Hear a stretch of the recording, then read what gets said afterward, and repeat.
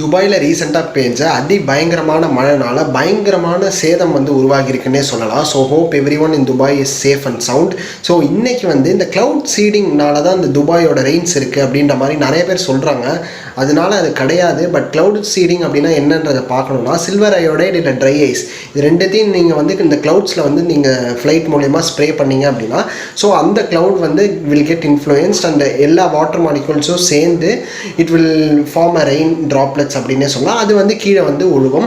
So இதுதான் cloud seeding. இதை 20 வருஷமாக துபாய் பண்ணிட்டு தான் இருக்காங்க. ஆனால் 20 வருஷமாக க்ளவுட் சீடிங்னால பெய்யாத மழை இப்போ பெஞ்சிருக்கு அப்படின்னா அது கிளைமேட்டிக் சேஞ்ச்னால தான் அப்படின்றத உங்கள் ஊரில் இருக்கிற மீட்டியராலஜிக்கல் டிபார்ட்மெண்ட் அண்ட் நிறைய எக்ஸ்பர்ட்ஸ் பார்த்தீங்கன்னா கணிச்சிருக்காங்க.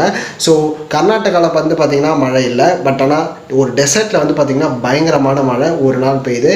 ஸோ இதை எப்படி பார்க்குறீங்கன்றதை கீழே கமெண்ட் செக்ஷனில் சொல்லுங்கள். ஸோ இந்த மாதிரி நிறைய தெரிஞ்சுக்கணும்னு நீங்கள் நினச்சிங்கன்னா நம்ம சேனல் கண்டிப்பாக சப்ஸ்கிரைப் பண்ணிடுங்க. பாய்.